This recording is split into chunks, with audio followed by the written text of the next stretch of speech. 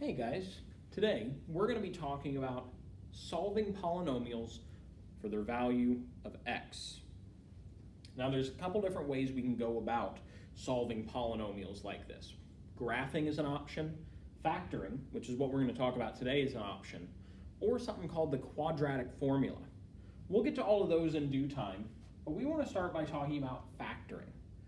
Now first off, when we want to solve polynomials for x's, when we have an actual equation that they're in. A lot of times when we talk about polynomials, they're expressions. They're just this little bit right here, nothing else. And we can factor it or we can multiply it by things, we can do whatever.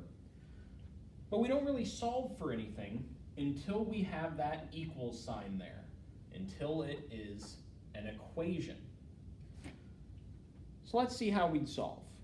Now I bet you can guess, because of the name to this, we're going to need to factor our polynomial. And you'd be absolutely right. If you need any help with factoring, we have a couple videos up on this channel, quite a few actually, that go over just about any possible method of factoring you can imagine. Check those out to get a little extra help on this step. I'm going to presume we can just go ahead and write the factored form though. So let's say this factored is x plus 7 and x plus 3. I will factor my polynomial and write its binomial factors where it was. I'm just replacing it with the equivalent version of it. And it equals 0. Now let's think logically. We have two things multiplying each other. Two binomials multiplying each other. And the product of that multiplication is 0. What does that mean about one of the binomials? Yeah, one of those binomials must be 0. I mean, it sounds kind of weird. I get it, it sounds weird. But we're multiplying two things, and anytime you multiply two things and get 0, one of those had to be 0, right? 7 times 0 is 0. 57 times 0 is 0. 143 times 0 is 0. The only way to get a 0 through multiplication is for one of these to actually be equal to 0. So what we need to do is figure out a value of x that would make each of these equivalent to 0. So we're going to make two separate equations here. We're going to take our first binomial, set it equal to 0. We're going to take our second binomial, set it equal to 0. And we got a couple one-step equations for us to solve. That's it. And you can probably just use some logic to figure these out. But take a look at this. All we have to do, subtract 7 from both sides and get x equals -7. Or over here, subtract 3 from both sides, and x equals -3. We have our values of x. We may be thinking, values? Plural? There's more than one value for x? In polynomials, you're typically going to have as many values for x as your highest exponent that you started with. Now, it's not 100% of the time. There's weird scenarios that we'll talk about, but typically, you're going to have a number of values for x equal to the highest exponent. So we have 2. Now, we could actually check our work here by substituting that number back into the equation. So let's do that. Let me grab a different color of marker here. I'm going to use my first number, -7. So instead of x, I'm going to write -7 here. Well, let's see. -7 squared, well, that's 49. 10 times -7, well, that's -70. And then plus 21. 49 minus 70 is -21. Then we still have plus 21, and those together, that's 0, right?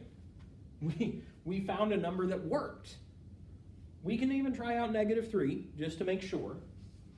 So let me replace these with -3 where x was.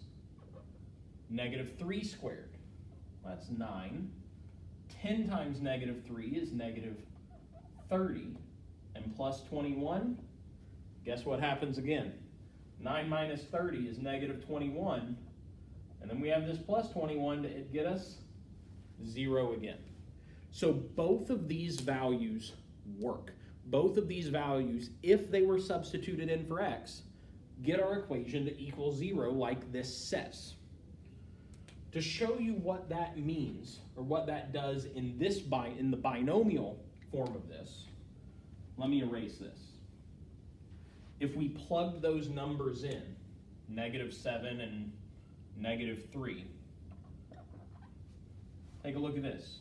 Plug in -7 here for our x's.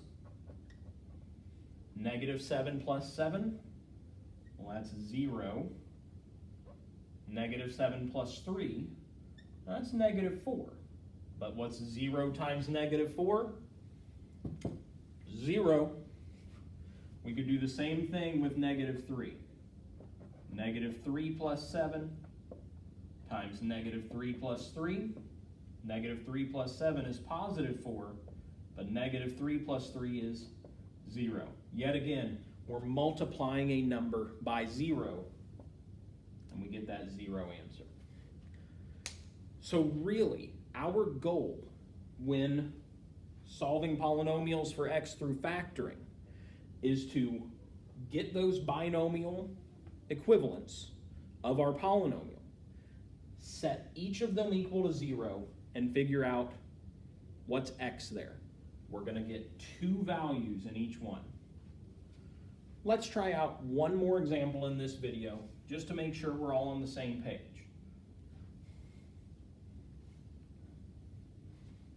Let's say we have x squared plus 5x plus 2 equals -4.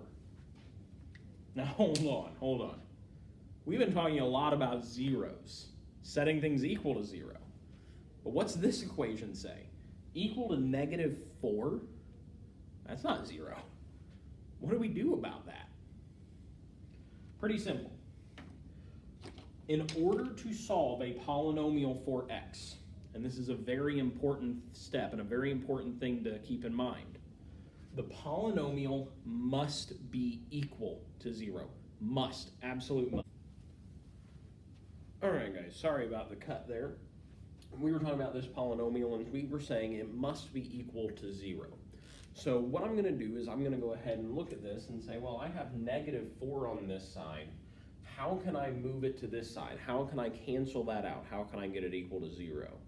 And to do that, we would add 4 over to this other side. We're going to do what we call its inverse operation, right? And that would cancel these out, leaving us with x squared plus 5x plus 6 equals 0 now. So we're in a good spot. We're exactly where we want to be. So at this point, now that our polynomial is equal to 0, we can go ahead and factor the polynomial. So I'm going to do that. X plus 3 and x plus 2 equals 0. And now I'm just going to take each of these polynomials and set them equal to 0 themselves.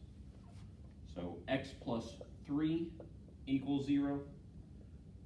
X plus 2 equals 0. We can kind of logic this stuff out, but we'll go ahead and show our work anyway. Subtract the 3, and we get x equals 0 minus 3 or -3. Second here, go ahead and subtract that 2. These cancel out, and ultimately we get x equals 0 minus 2 or -2. And those are our 2 answers. Those are our 2 numbers that would make this original equation true. If we were to plug in -3 right here, we would get -4. If you have any questions about this or want to see any other specific examples, feel free to drop them in the comments below.